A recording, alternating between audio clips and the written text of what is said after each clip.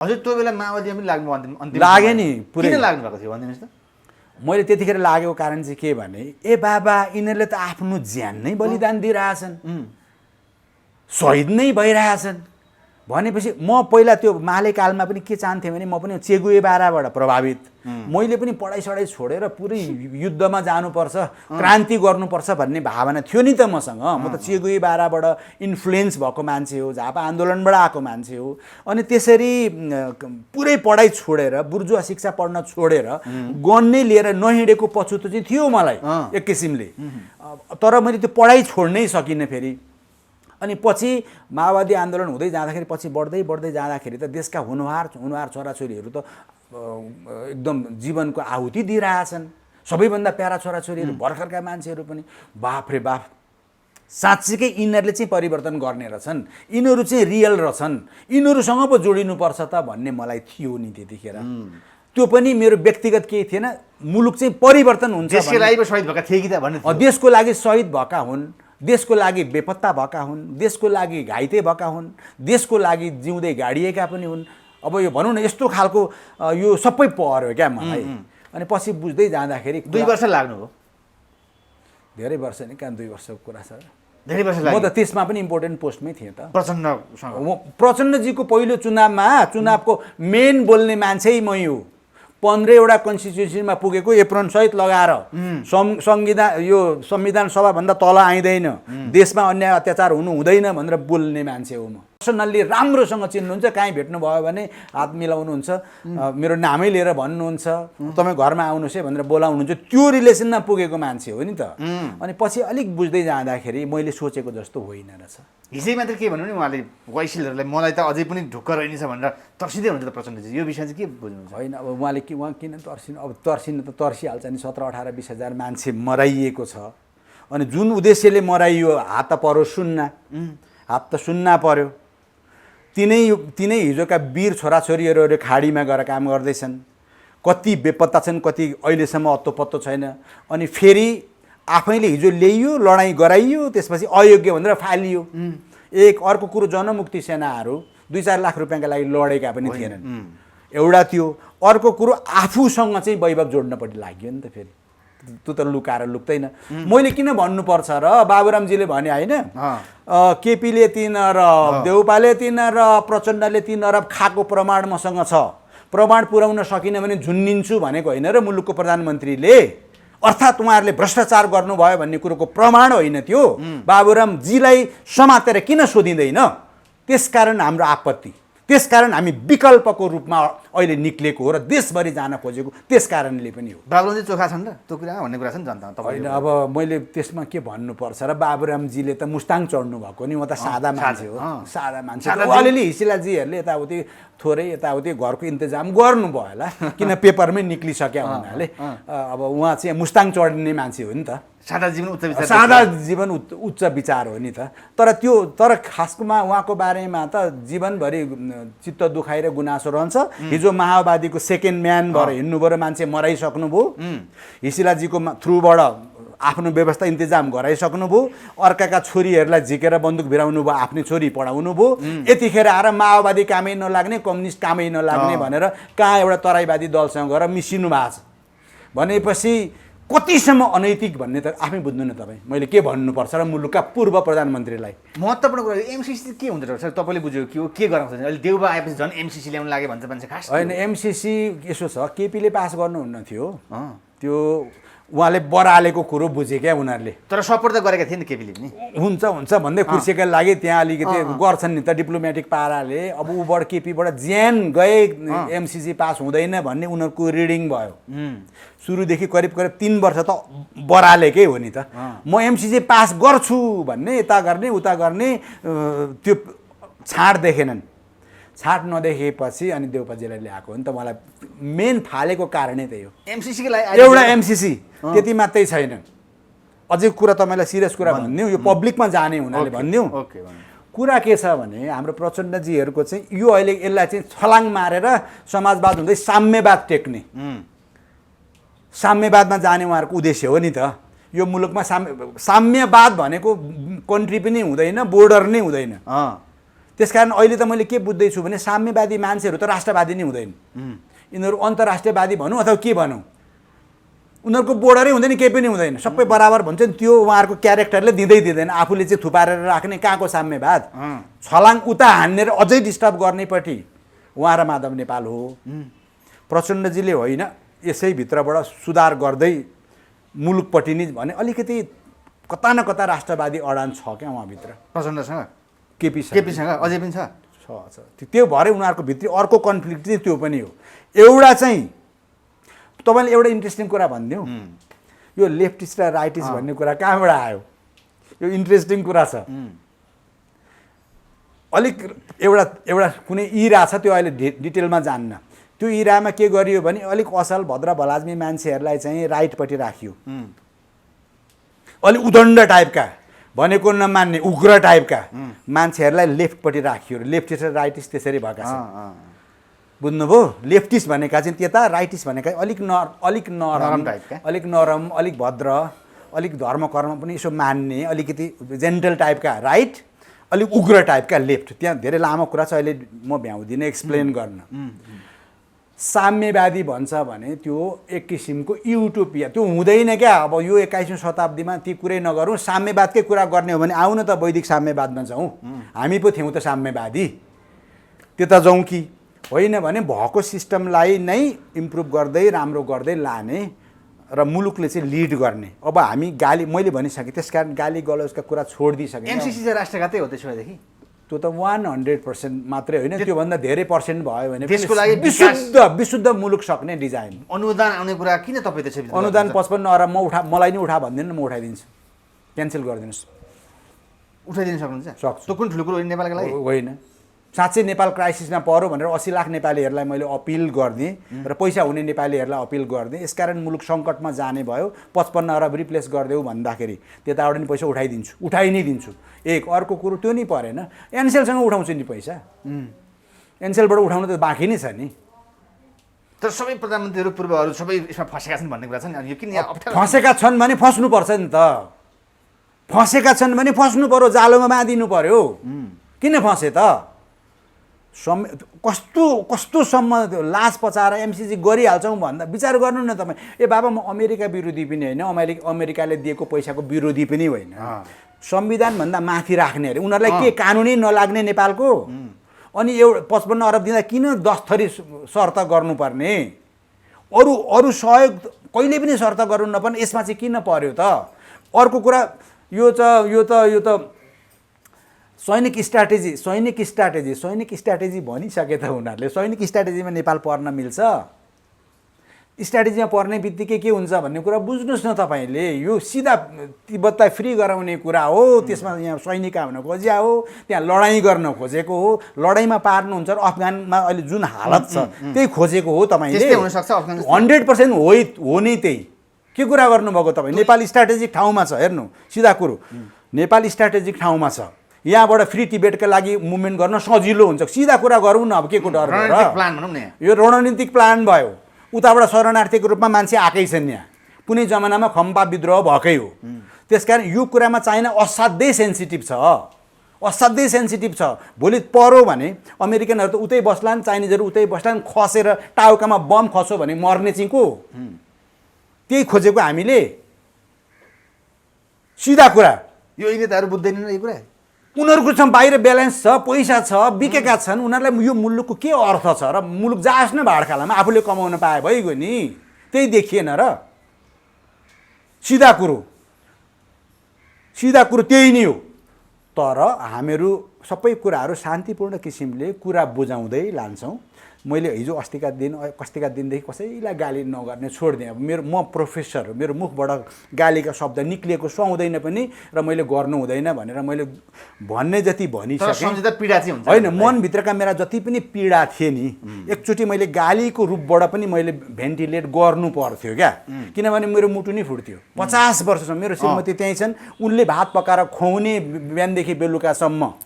ऊ आफै सङ्गठनमा, महिला सङ्गठनमा रामेश्वर फुएल हुनुहुन्थ्यो त्यतिखेर जोड्ने, बच्चा रोइरहेको छ बच्चालाई दुध खुवाउन नभ्याउने, यता सङ्गठन गर्ने कि उसले पनि लेबी उठाउनु पर्ने, उसले पनि बुझाउनु पर्ने, घरको चौपट 24 घन्टा त्यही नै चल्यो मेरो जीवनभरि। त्यो मेरो भित्र पीडा थियो।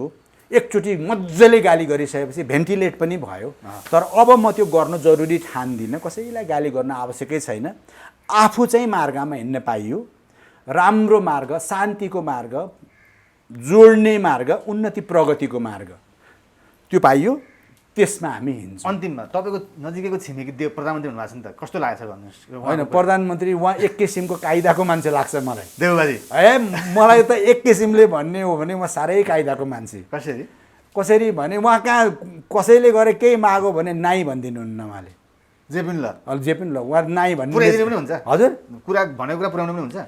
होइन, उहाँले पुर्याएकै त छ नि सबै कुरा। फेरि उहाँको लक पनि कस्तो परिदियो भने लक्की पनि हो मान्छे है। नेपाली काङ्ग्रेसमा अब त्यतिखेरै गृहमन्त्री हुनुभयो, अब त्यसपछि पटक पटक प्रधानमन्त्री हुनुभयो, पार्टीको चाहिँ नि सभापति पनि हुनुभयो होइन।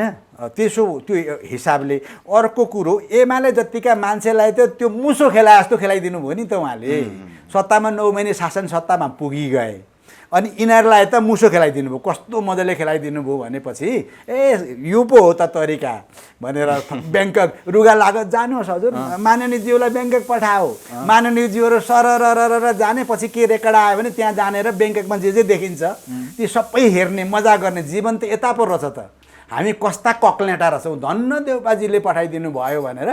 अनि त्यसपछि होइन, माननीयज्यूहरूलाई एकदम राम्रा गाडी, यस्ता गाडी हुँदैनन् भनेर ढ्याक्क।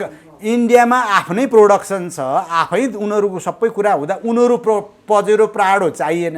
यी हाम्रा चाहिँ नुनसम्म छैन, कालीकोटतिर कता कता नुनको लाइनमा बस्छन् मान्छे, कुहेको चामलको लाइनमा बस्ने मान्छेलाई चाहिँ प्राडो नै किन चाहियो, पजेरो नै किन चढे त? उहाँलाई लाजै लाग्दैन।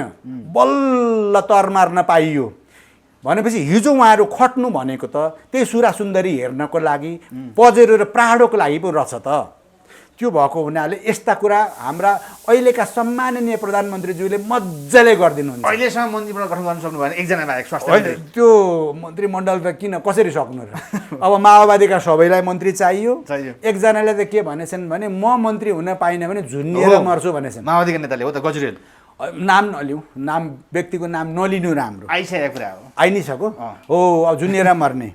अनि प्रचण्डजीले नै के भन्नुभयो भने मसँग भएका सबैलाई मन्त्री चाहियो अरे भन्नुभयो। अब यो त एमालेका पनि त छ नि, झाँक्रीजीलाई जतिको रहर त अर्को आलेजीलाई पनि होला, अर्को श्रेष्ठजीलाई पनि होला, अर्कोलाई पनि होला नि त। उहाँ देशको लागि त्यस्तो गर्ने मान्छे, हजुर पदकै लागि हो। झाँक्री पनि अहिले हातसम्म आउने माधव नेपाल होइन। अब त्यो देशकै लागि भनौँ न, उहाँले मन्त्रीको लोभ गरेका छैन, उहाँले देशकै लागि गर्नुभएको, त्यो नि सम्झ्यौँ है। उहाँले देशकै लागि खट्नु भएको हो नि त। त्यो भएको हुनाले अब उहाँ माधवजीलाई पनि त्यति सजिलो चाहिँ छैन। मन्त्री नपाएका भोलिपल्ट दिनुहोस् भने छोडिदिन्छु तँलाई भनेर आलेजी श्रेष्ठजीहरूले भनिसक्नुभयो। मन्त्रीका लागि आइएको छ, पाइन भने खबरदार। योगेशहरूले चाहिँ के बुझेर सल्लाहका दर्शन यता आएछन्? यस्तै गाठी कुरो हजुरले पनि अब योगेशजीहरू त्यही त, उहाँहरू धेरैजना त जानु पनि भएन। अनि माधव नेपालजीको सुन्दै थिएँ, मलाई उचाले पार्टी फुटेर भनेर उचाले, म अगाडि बढेपछि स्वाट्टै छोडिदिएँ मलाई भन्नुभयो। त्यो चाहिँ उहाँहरूलाई नै सोध्नु, यो लीला मैले पनि बुझ्दिनँ। हिजो किन माधव नेपाललाई उचालेको, हिजो किन समानान्तर कमिटीहरू बनाउँदै केपीको उछित्तो काट्दै हिँड्नु भएको, अहिले किन नजानु भएको, के मन्त्री पाइँदैन भन्ने हिसाबले हो कि अथवा के हो, म चाहिँ त्यो कुरा भन्न सक्दिनँ। यो कुरा चाहिँ उहाँहरूलाई नै सोध्नु। दर्शक अन्तिममा अब के छ, भोलिको कुरा त हामीले कुराकानी गरिसक्यौँ, अबको उद्देश्य अलिक दर्शकलाई केही बाँकी भन्नुपर्ने केही छ? होइन, बाँकी भनेको चाहिँ अब अहिले अब हामीहरू धेरै निराशाका कुराहरू पनि नगरौँ, दुःखका कुराहरू पनि नगरौँ। हरेक विश्वका हरेक राष्ट्रहरू दुःखबाट गुज्रेका छन्। चाइनामा करोडौँ मान्छे भुखमरीबाट मरेका थिए कुनै जमानामा। हेर्नु, अब कुनै जमानामा अब यो मलेसियाहरू जस्ता कन्ट्रीहरू, इभन सिङ्गापुर माछा मारेर यसो माछा खाएर बाँच्या हुन्। सबै कन्ट्रीहरू दुःखबाट गुज्रेका हुन्। अब हाम्रो मुलुकमा पनि दुःख पर्यो होला, हतोत्साहित नहौँ। सृष्टिले नेपाललाई सबै कुरा दिएको छ। अब हामी सबै नेपालीहरू मिलेर एकअर्कालाई गाली नगरिकन जे जस्तो भए पनि मिलौँ भन्दै पृथ्वीनारायण शाहले जे सिकाउनु भएको छ त्यसलाई फलो गरौँ, जोड्यौँ, मुलुक बनिन्छ र हाम्रो जेनेरेसन्सहरू एकदम सुखमा बस्न पाउँछन् र नेपालका सुन्दर दिन छन्। नेपाल नष्ट हुँदैन। देशलाई माया गर्ने, प्रेम गर्ने, न्याय गर्ने, अन्यायको विरुद्धमा, भ्रष्टाचारको विरुद्धमा गर्नको लागि यो अभियान सुरुवातदेखिलाई यो मध्येमा आइएको छ हजुरले हजुर, भन्नुभयो। हजुर। त्यो हिसाबमा हजुरलाई नै पनि आरोप लाग्छन् नि लाउँछन् नि तपाईँले पनि काम गर्दाखेरि हजुर। भिसी हुन नपाएर कति चाहिँ नि हजुर, आक्रोश हो, पुग्नु भएको छ होइन, नि तपाईँले हो, हजुर। सरकारमा अहिले भएको सरकारमा त्यत्रो समय कम्युनिस्टमा लाग्नु भएर त्यही आक्रोशलाई अहिले व्यक्त गर्न तपाईँ भिसी हुँदाखेरि तपाईँले त्यो गल्ती गर्नुभएको थियो सुन्नु न, किन मान्छेले उठाउनु सुन्नु न, यसो हुन्छ मान्छेहरूले त्यसरी क्वेसन उठाउँछन् नि त। म भगवान होइन, मबाट गल्ती नै हुँदैनन् भन्दिनँ। मेरा जीवन कालखण्डमा गल्ती थिए होला, ती सबै गल्तीहरूप्रति म क्षमा याचना पनि गर्न चाहन्छु। म मान्छे हुँ, जानिनँ होला कति कुराहरू, तर पहिला गल्ती गरेँ भनेर अब म सुध्रिन नपाउने भन्ने कुरा पनि हुँदैन। त्यो चाहिँ मैले त्यसरी पनि लिएको छु। जुन मान्छे जहिलेदेखि सुध्रे पनि भयो त्यो त पाइएला नि त। It is never too late भन्छ, it is never too late भन्छ। अब सबै कुराहरू रियलाइज गरेर म मेरो मातृभूमिको लागि केही गर्न चाहन्छु भने त्यो अपराध भएन नि त। एउटा असल छोराकै कर्तव्य भयो होला, असल छोरीकै कर्तव्य भयो होला। मेरो जीवन मातृभूमिलाई नै दिन्छु, साँच्चीकै दिन्छु, प्रण गरेर दिन्छु, डे टु डे हेरे पनि हुन्छ भन्न पाइएला नि त। अब कुनै पोस्ट पाएन भन्छन्, कुनै केही पाएन भन्छन्। अब म डिजर्भ छु र मलाई अन्याय गरियो भने चित्त दुखाउन पनि त पोस्ट पाएन भन्ने अनि जस्तै गगन थापाको मान्छे चाहिँ 2 करोड पैसा लिएर आयो भिसी लगाएर तपाईँ भनिदिने होइन, त्यो होइन, त्यो त आएको कुरा त भन्नु पर्यो नि त। त्यो कुरा मैले भनिनँ भने त फेरि त्यसै गर्नु होला, फेरि पनि भिसी बनाउँदा पैसा लिनु होला र कमजोर मान्छे पठाइदिनुहुन्छ र सस्ता मारिदिनु होला भन्न पाउँछु नि। पैसा लिन आउँछन् मान्छे त्यसरी भिसीका पैसा दिन आएर नै भनेको कुरा कन्फर्म आएका थिए करोडौँको कुरा मैले झुटो किन बोल्नु पर्यो? यो उमेरमा आएर एउटा प्रोफेसरले झुटो के को लागि बोल्नु पर्यो र? गगन थापा जस्तो यस्तो निश्चल व्यक्ति भन्छन् त मान्छेले युवाको होइन, अब उहाँ निश्चल हुनु होला, एकदमै क्रिस्टल क्लियर हुनु होला, दुधले नि नुहाएको हुनु होला, त्यसमा मेरो केही आरोप लाग्नु पनि त होइन। मेरो घरमा मैले गगन थापाले सिधै पठाउनु भयो भने छैन। मैले के भने जुन बेला गगन थापा स्वास्थ्य मन्त्री हुनुहुन्थ्यो, पुष्पकमल दाहालजी प्रधानमन्त्री हुनुहुन्थ्यो, त्यो बेलामा धरान बिपिकेएचएसमा भिसीको पोस्ट खाली थियो। त्यही बेलामा मेरो घरमा 2 जना भाइ आउनुभएको थियो, तपाईँले 2 करोड तिर्नुभयो भने भिसी बनाइदिन्छु भन्दै। त्यो कुरा त भन्न पाउँछु नि त। मेरो घरमा आएका भाइहरू छन्, तिनीहरू मसँग भएका कुरा छन्, मैले झुटो कुरा किन बोल्नु पर्यो र? अनि मैले तिरिनँ, अर्कोले तिरो, जेलमा छ अहिले, कुरा सकियो त। कुरा त्यति नै हो। कुरा उसलाई रेड ह्यान्ड पक्रेर हिरासतमा छ, उसले 10 करोड बुझाएको कुरा आइसक्यो भनेपछि अब किन मलाई आरोप लगाइस् भन्नुहुन्छ र? एक अर्को कुरो, तैँले भिसी पाइनस् र तेरो गुनासो हो, अहिलेको आक्रोश पोखिस भन्यो भने ए बाबा मलाई अन्याय पर्यो भन्ने बोल्न पाउने मेरो राइट छ कि छैन? मेरो त्यो राइट त छँदैछ नि। म त कर्णाली जस्तो दुर्गम क्षेत्रमा गएर काम गर्छु बाबा भनेर म एउटा सिनियर प्रोफेसर, रिटायर भइसकेको प्रोफेसर कर्णाली बनाउने भिजन सहित गएको थिएँ नि त। त्यहाँ देनन् र एकजना एसिस्टेन्ट प्रोफेसरलाई भिसी बनाउँछन् भनेपछि चित्त दुख्नु स्वाभाविक होइन र? तर मेरो यो मुभमेन्ट त्योसँग मात्रै जोडिएको कुरै छैन। यो त छोडिदिनुहोस्, त्यो त एउटा बाहनाबाजी भयो। त्यो नदिए पनि प्रोग्राम उड्थ्यो। भिसी भएको भए धन्न पाइनेछु जस्तो लाग्यो, किनभने त्यसैमा अल्मलिन्थेँ नि त म। तर मेरो जीवनका 50 वर्षसम्म मैले कम्युनिस्ट आन्दोलनलाई दिएको र त्यो 50 वर्षका मेरा हरेक वर्ष हरेक दिनहरूले धोका खायो। एउटा उद्देश्यको लागि हिँड्नुभएको थियो तपाईँ? एउटा उद्देश्यको लागि हिँडेको थिएँ, त्यो उद्देश्यमा धोका भयो। अल्टिमेटली अहिले हेर्नु त के हुँदैछ, हामीले चाहिँ 2/3 मेजोरिटी दिएको, सुन्नु, 2/3 मेजोरिटी दिएको, 5 वर्ष आनन्दसँग चलाउनुहोस् भनेर पनि दिएको, नगराएर टुक्रा पारेर फेरि एउटा चुनावबाट जित्ने, अर्को चुनावमा गएर अर्को मान्छेलाई गएर प्रधानमन्त्री बनाउने, अनि यिनै विभिन्न खालका कुरा गर्दै हिँड्ने। एउटा कुरा, मेरो 50 वर्ष मेरा नेताहरूलाई आलिशान महल बनाइदिनलाई र महासामन्त बनाउनलाई मैले दिएको थिइनँ। तपाईँ पनि त्यही उद्देश्य हुन्थ्यो कि आलिशान चाहिएको थियो कि? आलिशान के चाहिएको? जस्ता पद अथवा अरू कुनै पोस्ट मन्त्री त्यस्ता पद यस्ता कुरा आवश्यकता थिएन। सुन्नु न, यी खुद्रा मसिना कुराहरूपट्टि हामी समग्र समग्र राष्ट्र होइन। सुन्नु न, त्यो देख्दा त्यसै गरी देखे पनि भयो, पाएन रिसायो भन्दा भयो, त्यो मलाई गाली नै गरे पनि भयो, त्यो पाउनुहुन्छ त। यसले पाएन रिसायो भन्दा भइगयो त। तर उहाँहरूले त्यसो भन्नुभयो भने म रिसाउँदिनँ नि त, किनभने मलाई त्यो लेभल नै क्रस गरिसकेँ। मेरो लागि अहिले प्रधानमन्त्रीको पोस्टै खास केही नै छैन र म प्रधानमन्त्री हुन खोजेको पनि होइन। मलाई कुनै पोस्ट चाहियोस् भने पनि होइन, म विशिष्ट श्रेणीको मान्छे भइ नै सकेँ। जीवनमा त्यही 5-10 क्विन्टल चामल पनि खाइन्छ कि खाइँदैन टुङ्गो छैन। अनि के को लोभ? अनि म जतिको मान्छे पनि बोलिनँ भनेको बोल्छ। अनि बोल्दाखेरि यस्ता खालका आरोपहरू आउन सक्छन् भन्ने मैले बुझेको छु र ती सबै आरोपहरूलाई म सम्मान गरिदिन्छु। अझै जे भन्नु छ भन्नु, गाली जतिलाई गर्नु छ गर्नु, तपाईँहरूलाई त्यो डेमोक्रेसी छ, म चित्त दुखाउँदिनँ।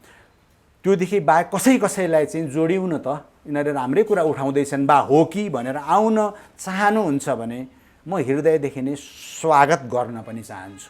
नेपाल चाहिँ बन्नुपर्छ। कसरी हुन्छ भन्नुपर्छ, नेपाल चाहिँ बन्नुपर्छ।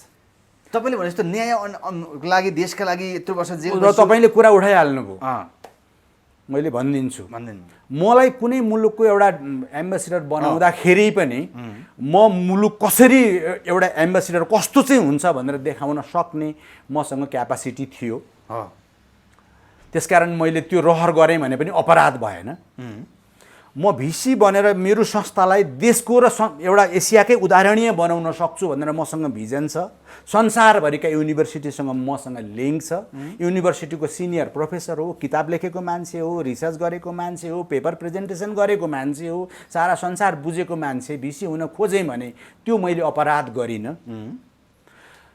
उहाँहरूले दिनु भएन, ठिक छ, मेरो चित्त दुखाएर गुनासो पनि छैन। किनभने म त्यो सानो चित्तको मान्छे पनि, त्यो पदलोलुपता नै छैन बाबा। म आफ्नै मेहनतबाट प्रोफेसर भइ नै सकेँ त।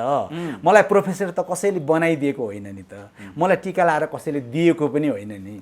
यो त वर्ल्डको बेस्ट युनिभर्सिटीमा गएर पढेर मेहनत गरेर जुन क्याम्पसमा म 300 रुपियाँ लिएर खाली खुट्टा पसेको थिएँ, त्यही क्याम्पसबाट MBBS पढेर विश्वको राम्रो युनिभर्सिटीबाट स्पेसलिस्ट भएर एसिस्टेन्ट लेक्चरर भएँ, एसोसिएट प्रोफेसर भएँ, प्रोफेसर भएँ। त्यही क्याम्पसमा क्याम्पस प्रमुख पनि भएँ, सिनियर प्रोफेसर पनि भएँ। र त्यो क्याम्पसमा मैले जीवनका 45 वर्ष बिताएँ। 45 वर्ष। र त्यो छानोले मलाई सबै कुरा दियो त। मलाई नाम दिइहाल्यो, पोजिसन दिइहाल्यो, 1 सरो एउटा छानो दिएकै छ, बाँचेकै छु भनेपछि अझै पनि मैले लोभ गर्दै गएँ भने त म त ग्रिडी दुखी भइगएँ नि। त्यसकारण मलाई त्यो गर्नु नै छैन। म त जीवन हेर्नु, मरेको मान्छेहरू दिनैपछि खेलाएको मान्छे, मरिन्छ भन्ने थाहा पाएको मान्छे, आध्यात्मिक चेतना भइसकेको मान्छे त्यस्तो ग्रिडी हुँदैन क्या। अनि अर्को कुरो, आर्यघाटमा पैसाले बाल्दैनन्, त्यो पनि थाहा छ मलाई। त्यसकारण म आफूसँग भएका, मैले भनिसकेँ त, मैले ब्याङ्क ब्यालेन्स मैले खाली नै गरिदिएँ। मैले आफूले गरेको काम नभन्नु भनेर पो नभनेको त तपाईँलाई। मैले त सञ्चय कोषको पैसा, टोटल सञ्चय कोषको पैसा लगेर अर्काका नाममा छात्रवृत्ति राखिदिएको। अहिले आफूसँग छैन सञ्चय कोषबाट सबै टोटल झिकेर लगेको, जानु न सोध्नु त्यहाँ कसलाई दियो के गर्यो सबै कुरा। त्योदेखि बाहेक आफू पढेका हरेक स्कुलहरूमा छात्रवृत्ति छ त्यहाँ मैले राखिदिएको। म त्यस्तो प्र्याक्टिस गर्ने, नर्सिङ होम चलाउने, यताउति भएको त्यस्तो भएको अथाह कमाएको मान्छे पनि होइन। जति जे छ लगेर बाँड्नुपर्छ सोसाइटीमा भन्ने मान्यता राख्ने मान्छे हो। नेतासँग मिल्नु भयो, तपाईँले स्वास्थ्य मन्त्री हुनुहुन्थ्यो नि त, होइन परेन भयो त्यतापट्टि। अनि त्यो गरिदिएको। अर्को कुरा तपाईँलाई इन्ट्रेस्टिङ कुरा अहिले पनि भनिदिन्छु म। हेर्नु, यी स्कुलमा राख्ने पुरस्कारहरू, साहित्यिक क्षेत्रमा राख्ने पुरस्कारहरू, यी सबै कुराहरू छोडिदिनु है। मैले धेरैवटा पुरस्कारहरू स्थापना गरेको छु। नभन्नु पर्थ्यो तर तपाईँले त्यस्तै प्रसङ्ग पारिहाल्नु भयो। तर यी पुरस्कारहरू मध्येको पनि एउटा पुरस्कार चाहिँ म भनिदिन्छु। त्यो चाहिँ विश्वमा राख्ने पहिलो व्यक्ति भएको कारणले, यो विश्वमा कसैले सोचेको पनि छैन, त्यस अर्थमा मात्रै भनिदिएको। कुन पुरस्कार? त्यो चाहिँ यौनिक तथा लैङ्गिक अल्पसङ्ख्यक भन्छ। बुझ्नुभयो? र के हुन्छ भने हामी नेपालीहरू भनेको हाम्रो चाहिँ कल्चरमा के छ भने हामी ढुङ्गा पूजा गर्छौँ, नाग पूजा गर्छौँ, काग पूजा गर्छौँ, गाई पूजा गर्छौँ, गोरु पूजा गर्छौँ, पिपललाई पानी चढाउँछौँ, हरेक गर्छौँ नि, गर्दैनौँ भनेपछि हामी सबैलाई माया गर्छौँ भन्ने कुरा हो कि होइन? हो नि। भनेपछि यौनिक तथा लैङ्गिक अल्पसङ्ख्यक भनिन्छ, थर्ड जेन्डर भनिन्छ, ट्रान्ससेक्स भनिन्छ, त्यो धेरै कुरा छ क्या यसमा। अनि उनीहरूलाई चाहिँ हामीले हेप्ने हो र उनीहरूलाई खिसी टिटौरी गर्ने हो।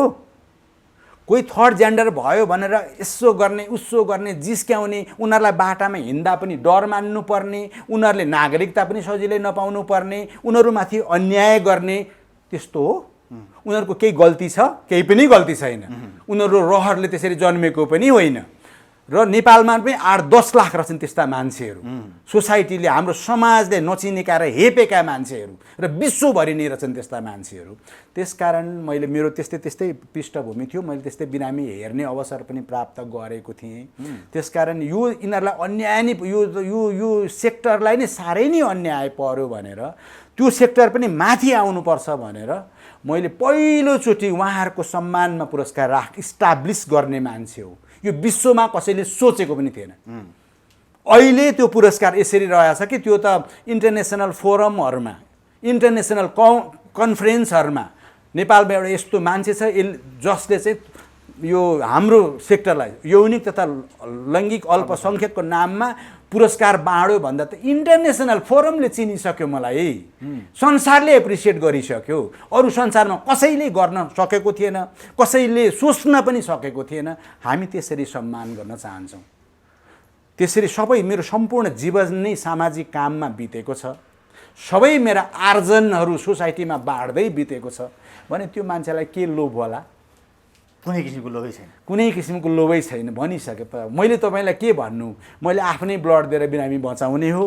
बिरामीसँग उपचार छैन भन्दा घरैमा ल्याएर उपचार गरेर, भाडा छैन भन्दा भाडा दिएर, लुगा छैन भन्दा लुगा लगाइदिएर पठाउने मान्छे हो। मैले कोबाट के कमाउनु छ र? अनि के को लोभ छ र? कुनै पोस्ट रहर गरिएको थियो भने त्यसबाट बढी चाहिँ कन्ट्रिब्युट गर्न सकिन्छ कि मातृभूमिलाई भन्ने रहर त गर्न पाइयो नि। जस्तै त्यो हुँदाहुँदै डाक्टर साहब तपाईँ इतिहास बोकेको त्यत्रो कम्युनिस्ट पार्टी 50 वर्ष समय खर्चिनु भयो। हजुर, फक्लकै फुट्यो नि त अहिले मात्र नेपाललाई ओली। यो समय कसरी हेर्नुहुन्छ? थोरै होइन, सुन्नु, तपाईँले के सोच्नु भयो? ठिक भन्नु, मेरो साह्रै नै दुःख गरेको हो क्या त्यो पार्टीमा चाहिँ। तपाईँले साह्रै नै दुःख, मैले त यति मेहनत गरेको, यति खटेको, तपाईँलाई हिसाब किताबै तपाईँको खटाइले अरू धेरै फाइदा पनि लियो। सुन्नु न, कतिसम्म भने बालोटारको घर त पार्टीको तात्कालीन मालेको कन्ट्याक्ट पोइन्ट भनौँ, हेडक्वार्टर भनौँ, जेसुकै भनौँ, त्यहाँ हरेक दिन मिटिङ, हरेक दिन एभ्रिडे। तपाईँको आफ्नो घरमा? मेरो आफ्नो घरमा। त्यतिखेर त थाहा पाएको भए मारिदिन्थेँ कि जेलमा हालिदिन्थेँ। त्यस्तो बेलामा एभ्रिडे मिटिङ छ। म मात्रै होइन नि त, मेरो श्रीमती अर्को कमिटीमा पकाउनु पर्ने छैन, हर हमेसा किचन चलिराखेको हुन्छ।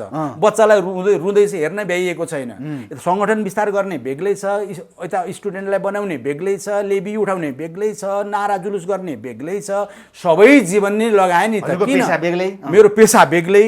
अनि किन गरियो भने मुलुक उहाँहरूले बनाउनुहुन्छ, हाम्रो मुलुक पनि बन्नुपर्छ भन्ने मलाई, मेरो मुलुक, मेरो मातृभूमि पनि धपक्क बलेको हेर्ने रहर क्या। सबैलाई खान पुगेको, सबैलाई सुख भएको हेर्ने रहर क्या। त्यो 10-15 वर्षदेखि थियो तपाईँलाई त्यो रहर? त्यो त बच्चादेखि भनिसके त, लेफ्ट आइडियोलोजीमा लागेदेखि सबै जीवन नै त्यसैमा बित्यो त। मेरो सबै जीवनै बितेको हो त। झापा मुभमेन्टदेखिका कुरा आउँछन् यहाँ, मालेदेखिका कुरा, एमाले हुँदैका कुरा, पछि फेरि माले हुँदै कुरा, हुँदै माओवादीसम्म पुगेका कुरा पो छन् त। 1 वर्ष 2 वर्ष हो र सबै जीवन खटेको मान्छे हो। त्यसो भएको हुनाले चाहिँ अब विशेष गरेर अहिले जुन एमाले फुट्यो, एमाले फुट्दाखेरि चाहिँ आफ्नो धेरै वर्ष त्यहाँ लागेको, मेहनत गरेको र सबै चिनेका, फेरि आफ्नै छन् क्या, यता गए पनि उता गए पनि सबैसँग हिँडेको, माधव ओली सबै अब सबैसँग हिँडेको। अझ तपाईँलाई अझै गोप्य कुरा पनि भनिदिन्छु। म इङ्ल्यान्ड जाने बेलामा त्यतिखेर झलनाथ खनाल चाहिँ पार्टीको महासचिव हुनुहुन्थ्यो। उहाँलाई बिरामी भएर यो असनतिर कतै एउटा गोप्य ठाउँमा हुनुहुन्थ्यो।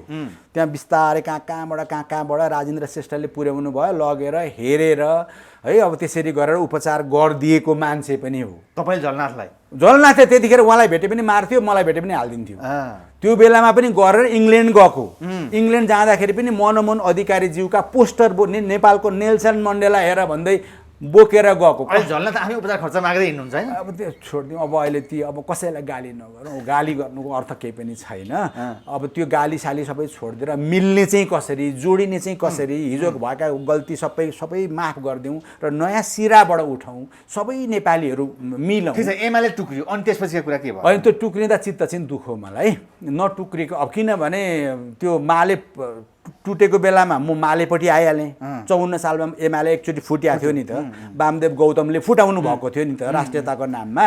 अनि वामदेव गौतम, अशोक राई, साहना प्रधान, सिपी आरकेहरू, अब योगेश भट्टराईहरू, रविन्द्र अधिकारीहरू, रामकुमारी झाँक्रीहरू सबै यो अलिकति राष्ट्रवादी भनिने देखिने मान्छेहरू चाहिँ यता परिदिए। म पनि राष्ट्रवादी भनेर यतापट्टि आएँ र महाकालीदेखि मेचीसम्मका ठुल्ठुला सभाहरूमा बोल्दै पनि हिँडेको म। राष्ट्रघात भयो मेरो मातृभूमिलाई भन्दै त्यसरी हिँडेको मान्छे। त्यतिखेर फुट्यो, पछि फेरि जुट्यो, अनि अहिले फेरि पछि। तर अहिलेको फुटाइ, त्यतिखेर त एउटा राष्ट्रियताको कुरा उठेको थियो, तर अहिलेको फुटाइ भनेको चाहिँ अनाहकको फुटाइ। कुनै अर्थ छैन यसको, त अर्थै छैन। केपीले पेलो अरे भनेर के गर्ने, त्यहाँ उनीहरूलाई कुर्सी चाहियो, पोस्ट चाहियो। माधव नेपाललाई चाहिँ के चाहियो? माधव नेपाललाई पनि त आफ्ना मान्छे मन्त्री बनाउनु पर्यो, केपीको साख झार्नु पर्यो। ऊ त जहिले पनि त सेकेन्ड म्यान। मदन भण्डारी पहिला सिपीको पालामा उहाँ सेकेन्ड म्यान है, पछि जेएनको पालामा सेकेन्ड म्यान। मदन भण्डारीको मारेपछि त त्यो पनि सेकेन्ड म्यान, त्यसपछि त फर्स्ट म्यान। अनि फर्स्ट म्यान हाँकेको हाँकै है। अनि त्यो केपीले 9 महाधिवेशनमा हराइदिएकोमा भित्र रिस पनि थियो होला उहाँलाई। अनि अब त्यो पनि थियो होला, अथवा के थिए, त्यो त पार्टीगत र पर्सनल भयो। तर त्योभन्दा पनि ठुलो कुरा उहाँलाई बाहिरी इन्फ्लुएन्स पनि छ नि त। तैँले फुट्नुपर्छ, तँ यता जा होइन, तँ उता गएर मिल, अहिले उसलाई चाहिँ प्रधानमन्त्री बना होइन, उसलाई प्रधानमन्त्री बना। अनि त्यसपछि एमसिसी आदि उदिका कुरा होलान्। त्यसपछि उहाँ एउटा त्यो चर्चको एजेन्ट हुनुहुँदो रहेछ, अनि त्यता पनि सजिलो होला।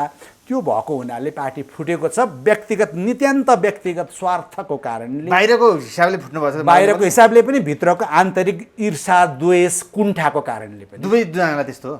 कसलाई? ओली र माधव दुईटैको त्यही हो कुरा होइन। ओलीले त फुटाएको होइन नि त पार्टी। ओलीले कहाँ पार्टी फुटाउनु भयो त? ओलीले त कहिले पार्टी फुटाएको इतिहासै छैन नि। अहिले पनि होइन। अहिले कहाँ फुटाएको त पार्टी? होइन, पार्टी जोड्यौँ भनेर त सबै कुरा दिएकै थियो त। नफुट आओ भनेकै हो त उहाँले। त्यो एक्जाजेरेट गरेर कुरा नबिगारौँ न हामीहरूले, सत्य कुरा चाहिँ भन्नुपर्छ नि त। पार्टी फुट्न नदिन धेरै प्रयास गरे हो, अब फुट्दै गयो, अब यस्तै हो। तर त्यो फुट्यो। अहिले आफ्नो योगदान धेरै नै वर्ष, धेरै नै मेहनत गरेको हिसाबले र आफ्नै साथीभाइहरू भएको हुनाले दुवै पक्षमा चित्त दुख्नु चाहिँ आफ्नो ठाउँमा छ। तर अब अहिले जुटुन टुटुन फुटुन अर्थ छैन, किनभने उहाँहरू व्यक्तिगत आफ्नो बेनिफिट कहाँबाट हुन्छ, कताबाट चाहिँ पोस्टमा पुग्न पाइन्छ, कताबाट चाहिँ आफ्ना मान्छे हाल्न पाइन्छ, कताबाट चाहिँ कमाउन पाइन्छ, त्यो कारणले फुटेको हुनाले अब उहाँहरू फुट्नु र टुट्नु अर्थ छैन। र हाम्रो लाइन अर्को भइसक्यो, हामी त अर्को लाइनमा हिँडिसक्यौँ त।